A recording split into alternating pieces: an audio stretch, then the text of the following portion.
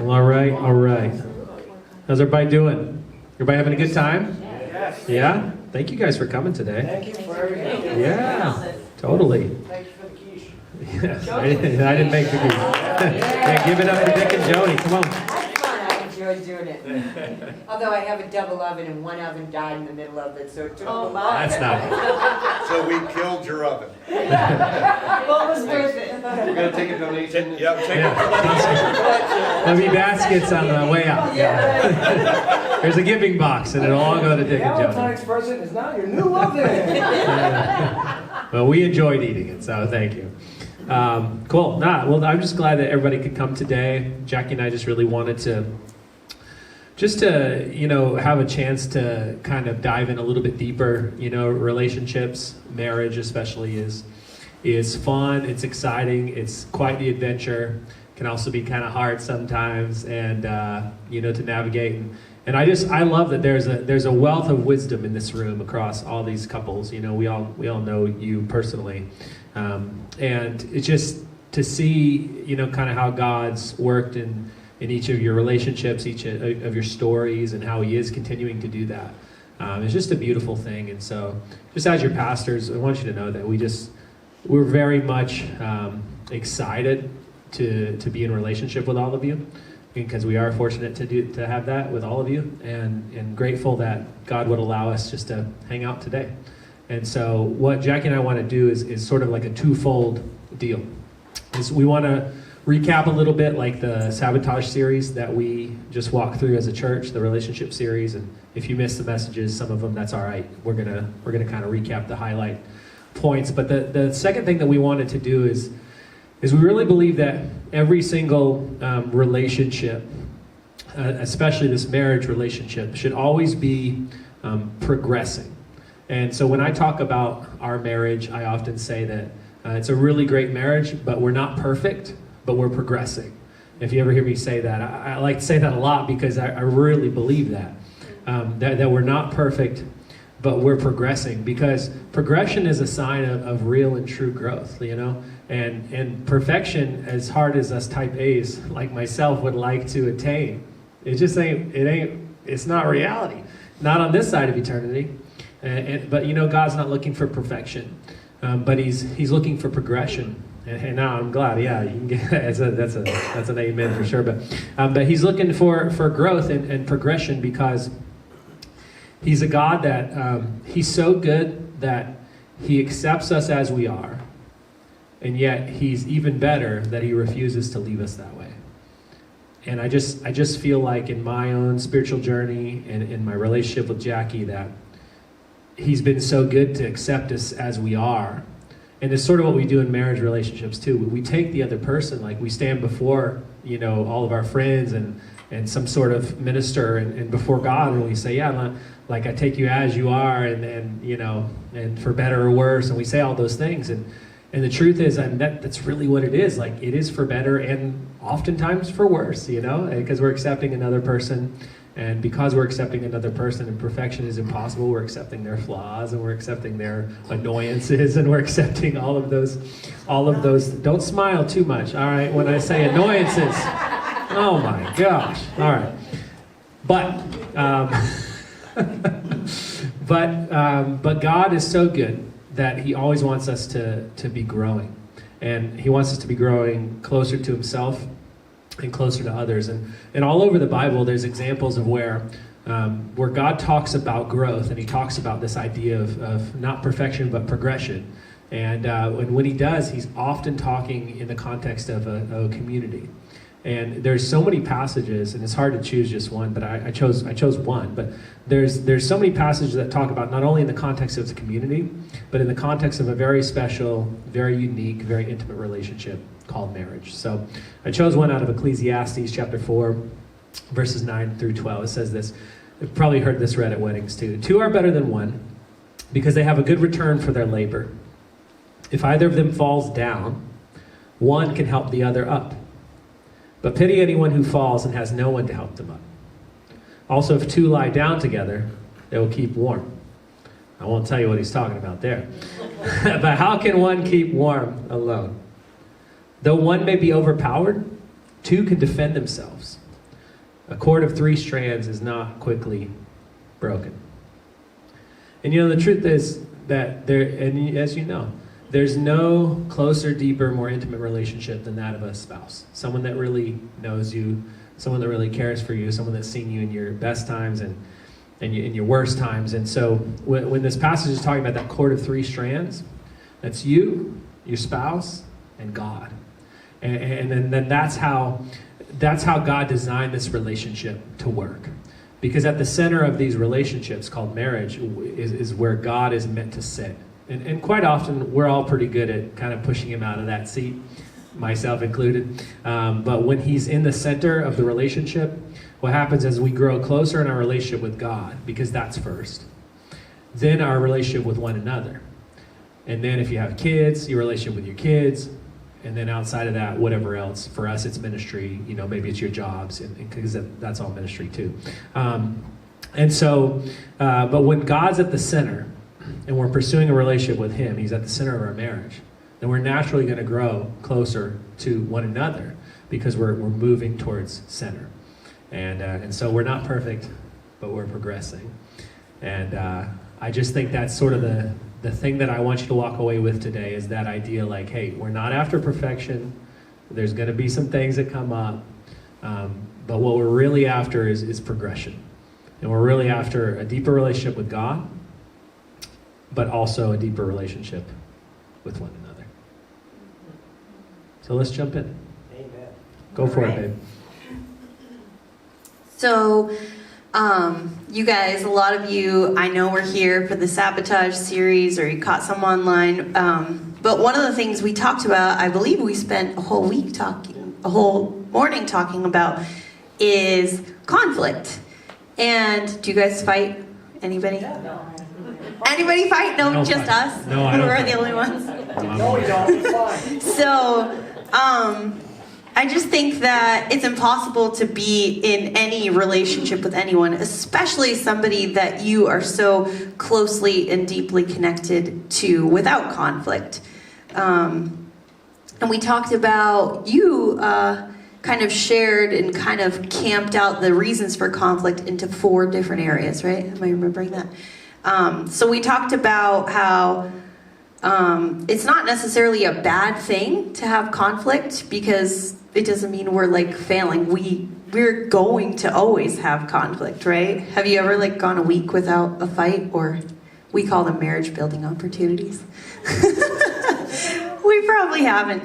But the 4 root causes that Pastor Kenny talked about were unmet expectations, past experiences, pure human selfishness, and what goes along with that a lot is pride, right?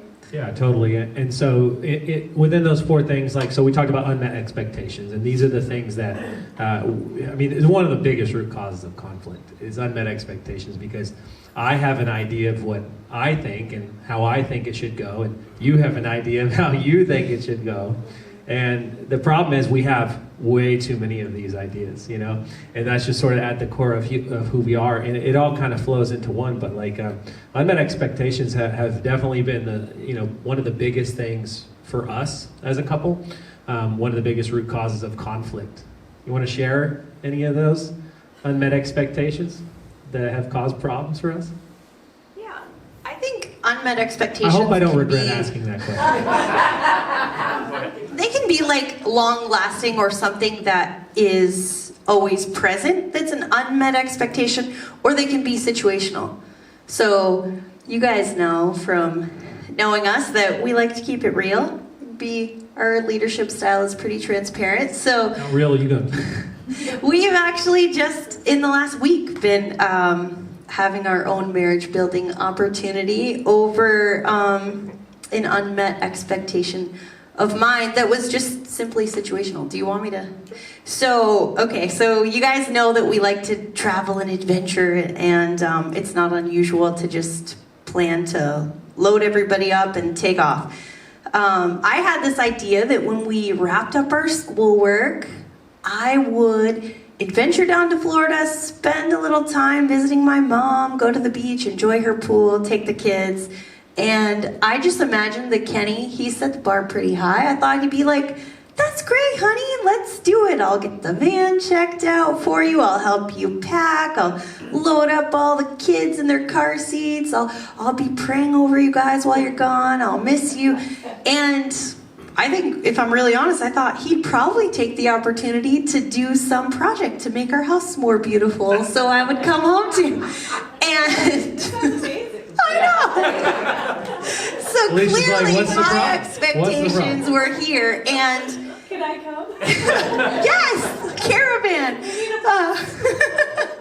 Get on that bus. Yeah, I'll get right on it. So Kenny said, to my surprise, well, I don't really know if I'd like you to do that because I just like having you around. I'll miss you guys and I'll be worried about you, and I don't know if I like being home by myself for that time, and maybe let's think about it. Maybe you should wait and we'll go when I could join as well. And reasonable, but my expectation was that he would say, signed, sealed, done, you're off, honey.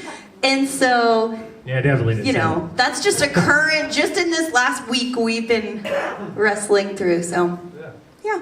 Yeah, you make it. Survey said. Yeah, you make it sound lighter than it is, but for sure, yeah, that was one of our unmet expectations, and you know, we all have those, and so you have to wrestle through them, and ultimately, it's you know, it's humility that kind of leads us through those, and to be able to really hear the other person, and we'll talk more about that in a little bit. But another thing that we talked about was past experiences and how oftentimes the experiences that we have either in the relationship that we're in now or maybe even a long time ago from a previous relationship, romantic or otherwise, and how these past experiences can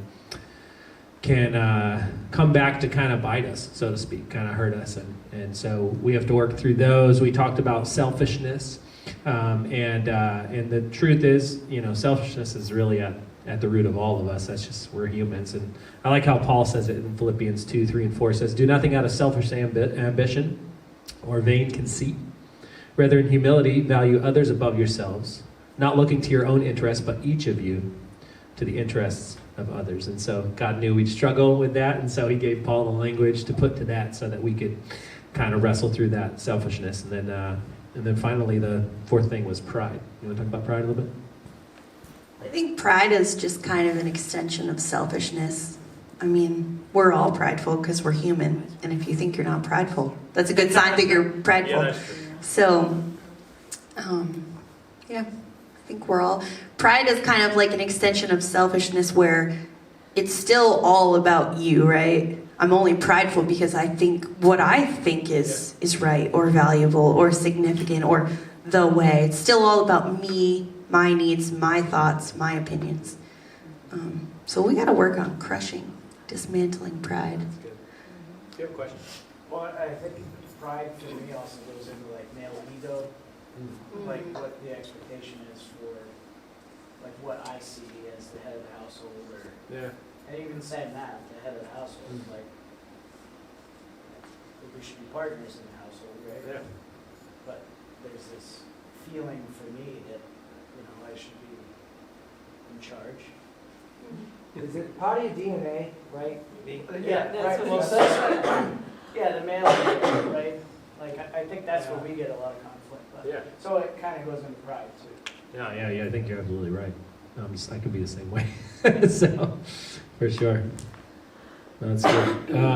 And so the ways that we talked about dealing with the conflict, so those four things, and that expectation, selfishness, pride, and past experiences, and to kind of the combat that I talked about, that we need to act and not react, and we're really good at that reaction stuff, and that kind of is within the unmet expectations or those fights, and we got to focus on the good and not the bad, because what we focus on magnifies naturally in our lives, and so the more negativity we focus on, the more negative experiences we're going to have as a couple. And then we need to talk instead of walk, kind of that idea of not letting the sun go down on your anger, which I've definitely been guilty of before. We've been guilty of that, going to bed and still kind of being in the midst of a disagreement.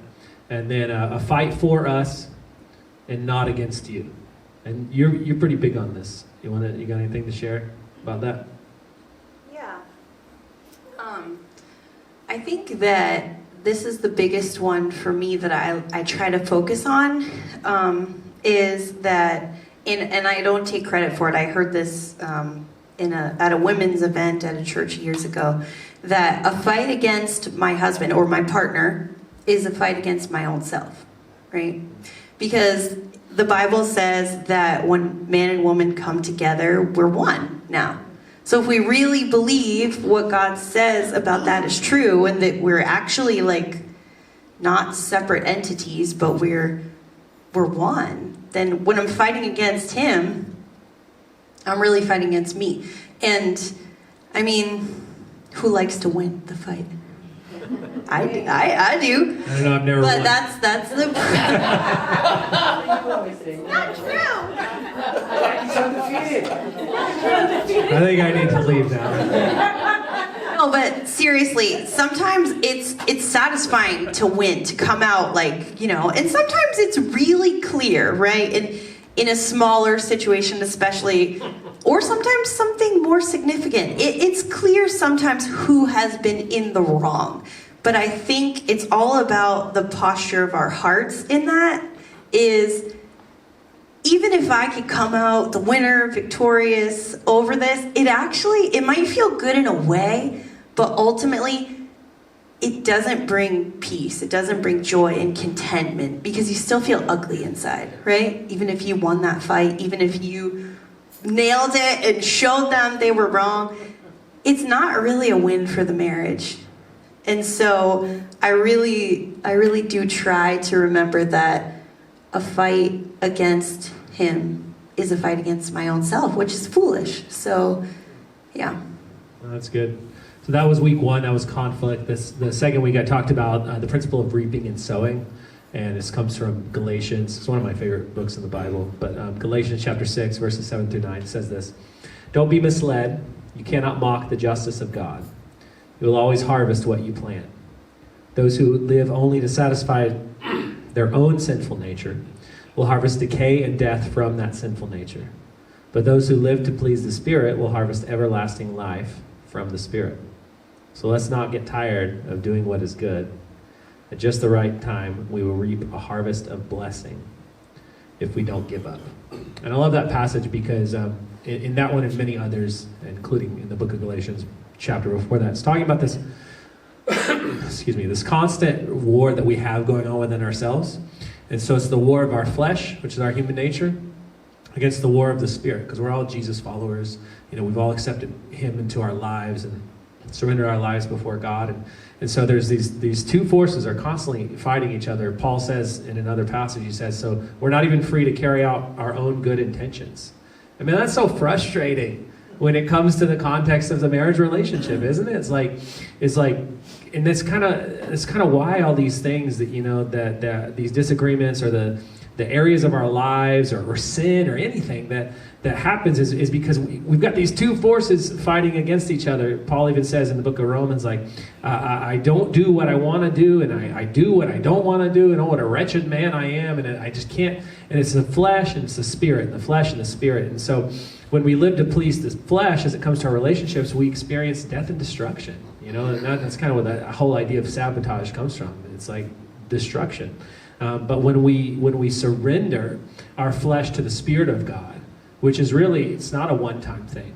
It's an ongoing thing. And there are many, many areas of our flesh that we just have to surrender to God. And sometimes we have to do it over and over and over, which can be kind of exhausting, I'll admit. But I'm the same way. And as we surrender those areas of the flesh that seek to ruin our relationships to the Spirit of God, what we find is that harvest of blessing that the passage is talking about. And it's, you know, just keep on doing good so we don't give up until at the proper time. And so I kind of talked about some different ways that our flesh ruins our relationships, and one of those ways was that we fight dirty.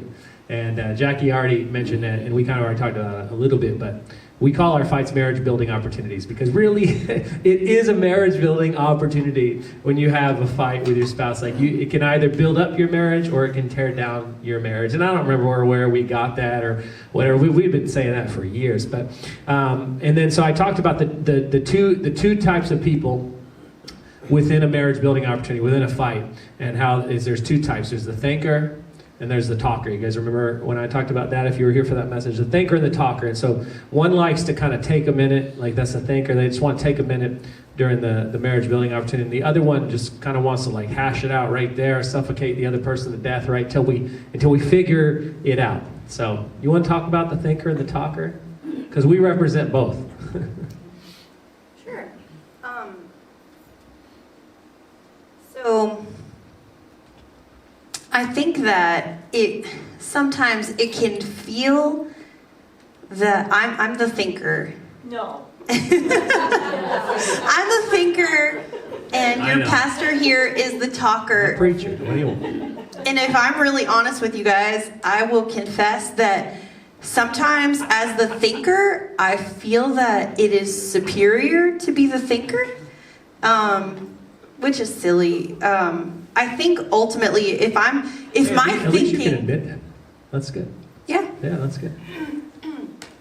excuse me, if I'm taking my little time to think and to gain ammunition and come up with a strategy of how I'm gonna prove that I'm actually right, well, that's not helpful. And if the talker happens to be coming into it, and really, I mean, he actually doesn't do this truly. But if the talker is trying to, get in there quick before you forget your ammunition or things aren't right there and provable, ultimately, either way, right? If we're not coming to come to resolve with a softened heart, Yeah, that's good. then either one is ugly and not helpful. I mean, whether you're the thinker or the talker, if you're the talker, maybe it's helpful to use your eagerness to speak right away, to speak love, or to speak encouragement, or to say what is true, and even if it's not what you're feeling. And if you're the thinker and you need time to step back, you better be taking that time not to come up with your game plan, but to soften your heart and ask God to ready you to fight for Team Lauders or Team Paradis, Shelton, McDonald, Edson, and Griffiths. Ultimately, we just need to approach it with a soft heart that's for us. Yeah. Right? Yeah, totally. That's good. And kind of a strategy for that approach and getting the soft heart it's in the book of James, chapter 1, verse 19 and 20 says, "Understand this, my dear brothers and sisters, you must all be quick to listen, slow to speak, and slow to get angry." And that's really the key. Slow to get angry. Human anger does not produce the righteousness that God desires. And so that's a really good strategy for both the thinker and the talker is just, to say, hey, let me be careful what I'm going to say, and when the thinker is going to speak, let me be careful, like how I'm thinking and, and how that's going to play out. So another way that we talked about our flesh ruining our relationships, we talked about comparison, how we compare ourselves to others. And you were sick that day, but I quoted you. I don't know if you know that you're famous. But you say all the time that comparison is the thief of joy. You've been saying that for years. And so I just thought it'd be good for the people to hear, where does that come from? And where did you why did you start saying that? Comparison is the thief of joy. Yeah. I really think there's a lot of truth in that. Comparison is the thief of joy. And I think we're people, right? So it's natural to compare. We can notice differences. But I think God created us that way, to notice the differences in others. And I don't think that's a bad thing, to compare, actually. Yeah. I don't think it's bad to compare if you're doing it to notice what God has done in someone else, right? So I think that when we compare and it's a negative thing and it steals our joy, I guess what I'm trying to say is, and thanks for being gracious to me while I answer this and sort it out. I think that comparison doesn't have to steal our joy. But I think that when we allow it to steal our joy, two things are happening. I think that we're missing out on the fact that every one of us in this space is made with intention by God, who's the creator of the whole universe. So your partner and yourself has amazing gifts and beautiful things about them that are unique to them. How boring would it be if every person was the same, in here? Probably if every person was the same, you wouldn't be that interested in each other. So ultimately, I think that don't miss out on seeing the beautiful things in your partner because you don't see things in them that you might notice in others, because that will steal your joy. And I want every one of you guys in here and all the people in my life really to just be so excited about that person you're married to, to be their biggest fan, to just, be crazy about each other. And I think that you can't do that if you're not able to appreciate all the beautiful things in them. And I think the other big miss is if we are comparing in a way that steals our joy because we think, Mike's such a cool dresser, or he plays the bass so wonderfully. But if somebody were to notice that, Does rock the bass. if somebody were to notice that and miss out on the fact that's a great thing, but Dick is a great cook and loves water sports. God's given everybody amazing, and all of you I know have beautiful gifts and talents, and I just think, I don't know, I'm kind of rambling, but what I'm trying to say is don't miss out on appreciating what your spouse has, but also if we look at others to say, I wish I had that, or it's almost like a joy sucker, we're losing out on the chance to feel joy over appreciating the gifts that God's given someone else. And I just think that if you can see another couple and see the way that they shine in the beautiful ways that God has blessed them, it can actually be life-giving for you. I love seeing the strengths in all the people in my life. It actually is life-giving and it feeds more joy. So if you are going to compare in a way just to notice all the good that God has done in others, I would say. Yeah. Then I'm going to stop talking. No, you're good. And the biggest way to do that is through gratitude. Just being grateful for how God's made you, for what He's given you, for the people He's given you in your life. And one of my favorite authors, Bob Goff, he says it like this: when you make joy a habit in your life, love becomes a natural reflex. And he talks about the power of habits, and our habits usually get it right. It's why we can dial a number without looking. It's why we can, just naturally grab the milk out of the fridge and pop it back in there without even thinking. We just know what's going on. With our habits, we get in the car, we drive, we get up, we go to work, the whole thing. And our bodies work off habits.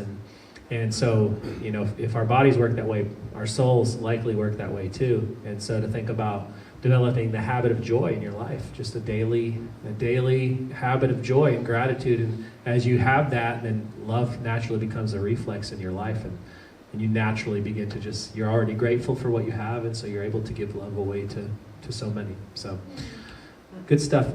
Talked also about becoming roommates.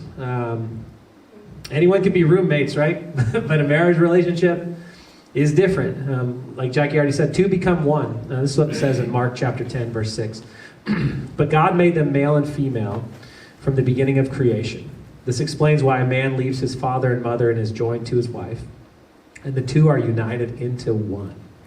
Since they are no longer two but one, let no one split apart what God has joined together.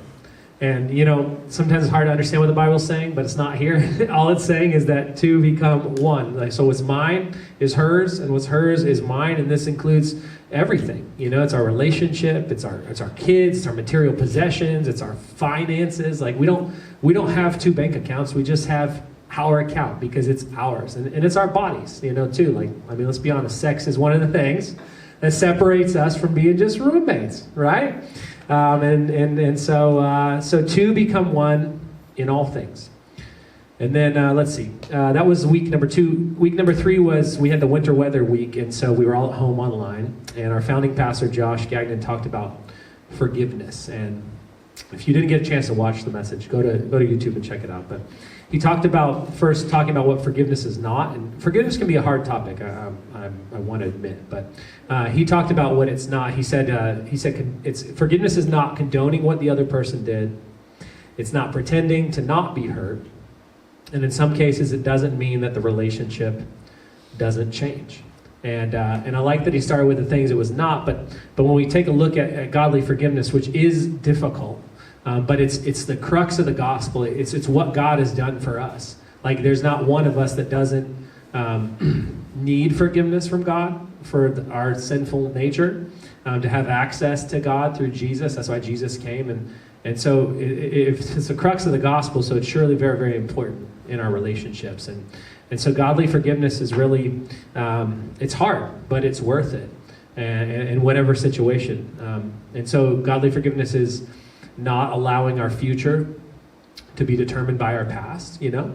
It's kind of letting that be in the past and kind of moving forward. It's choosing to give others what you desperately need, and that's that idea of what God has done for us. You know, we got to do for others, and especially the person closest to us in our relationship, because if we don't have that between us, like there's always going to be this barrier. And I don't know who said it first, but I've heard that, you know, forgiving someone else is choosing to free yourself from the prison of bitterness, you know, because ultimately that's what happens in a situation where you can't or don't want to forgive, especially your spouse. You just feel bitter, you feel angry, and it kind of puts you in a prison. And when you forgive them, you're not only giving them what they need, but you're giving yourself the gift of what you need. And it's because of what God's done for us. So forgiveness can be hard, and if you guys ever face a situation like that, we'd love to sit down with you and kind of just be a neutral party that helps work that out, because it can be difficult, and we've had that in our lives, and people do that for us, and it's good stuff, because God's really good. All right, and then let's see. The last week I talked about circle of influence and how we have all these really 4 types of relationships that can make their way into our circle of influence. And so there's a circle of noise, if you remember the graphic, and then there's circle of influence. And so the 2 relationships that didn't belong there is zombies and vampires. I was like on a monster kick for some reason, but zombies and vampires, it talked about how the zombies in our lives, they could be people. They could be like these relationships that drag us down, like they lead us to do bad things. We're always making bad decisions around them, or we're always kind of being negative with them and doing things that we know we don't want to do. But can also be not just people, but I want to be clear, it can be like our phones, like it can be like the media, it can be like the news, social media. There's a number of influences around us that we can't really control sometimes if they're there or not, but we can control if we allow them to speak into our circle of influence. And so that's sort of the idea of a zombie. And then there was the idea of a vampire. And the vampire is like that natural, well, the thing about a vampire is if they bite you, you're supposed to become a vampire, right? Like that's kind of what happens. And so that's kind of the vampire in our lives, is that these are negative people. And like they're always got a negative thing to say. And I just want to say, like, if you got friends, like when you get together with them and they're always speaking ill of their spouse, like, or complaining, or you know, it's always has a bad time. Like, on the one hand, you know, we're called to help people, and we're called to help lead them along, people who are weaker than us in some areas, and we all have that. People who are behind us and people who are ahead of us. But the trick is where, if you're meeting with somebody or you're getting together with a friend and you're like, no, I'm going to help them along, it's going to be okay, but the person never changes, like I just think there's a drain there on you. And many times in our ministry we've had to drop some drains because people just they choose not to change, they choose not to listen to what we're trying to tell them, and ultimately being with them actually brings us down, you know? And so you just got to be careful for those vampire relationships in your life. You know, it's not that you should surround yourself with all types of people that look just like you and are just in the same whatever, though that's good. Like, you should have other relationships outside of that, but just got to be careful that they're not draining life out of you. So, zombies and vampires. What about the 2 that do belong there? Yes. Yeah. So, my favorite, I don't know.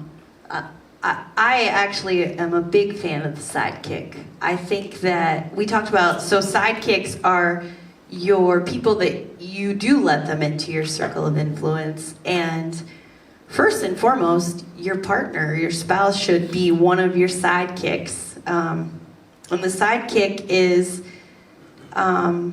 it's really a privilege to be a sidekick, I think, for our spouse.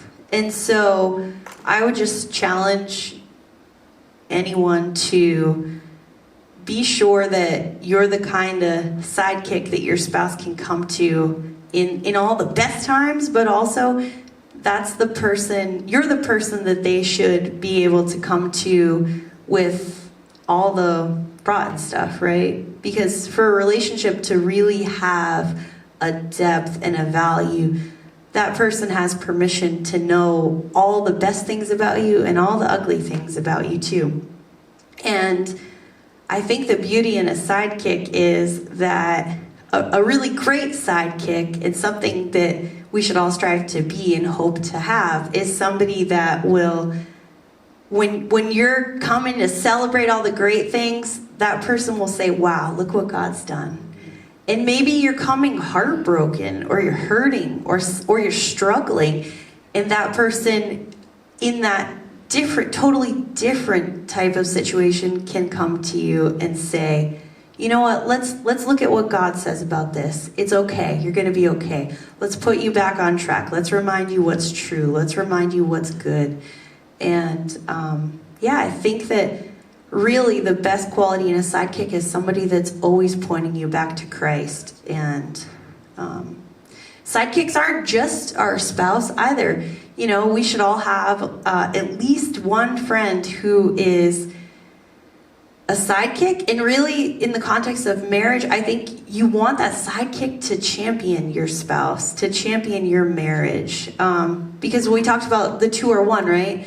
So if I have a sidekick that's a trusted person that has permission to know me, my life, speak into my life, they better be cheering on my husband. Because if they're not really cheering me on. Because we're one. So if you have a friend who isn't a big fan of your spouse, Might be a vampire. Yeah, they might be a vampire. Because a fight against your husband is a fight against you, or your wife, sorry. Sidekicks are great, and they call greatness out of you. You know, like a really true friend. I mean, the Bible tells us is somebody tells you not what you want to hear at all times, but what you need to hear. Like someone who's willing to speak that into your life. And so, I want us all to have those relationships, and those should be of the same sex for sure. But I want us to have those relationships because I certainly need it. I mean, I've gone many years of my life without a sidekick other than Jackie, and man, that's lonely. That is lonely. And I don't miss those years at all. I've got some good sidekicks now and making new ones. So, but it can be a very lonely road because you don't have anyone who's like willing to champion you. So what happens if the marriage relationship's struggling, you know, and you don't have that sidekick at that moment, like, you know, because we're human.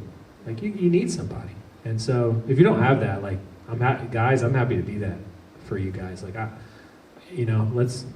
let's all link arms and be sidekicks, you know. And ladies, Jackie's the same. Like, you know, let's do that because it's just so important to have that in your life. It makes all the difference in our relationship with God. So, and then there were heroes, which is pretty self-explanatory. Just people who are further along than you in different areas of your life, and you can have multiple heroes. I certainly do in many areas of my life, and look up to different pastors, different leaders, different people in my life, people I don't know, people I do know. And, you know, I feel like we can all be a hero and we can all have heroes. And that's sort of the way that God designed it to be. So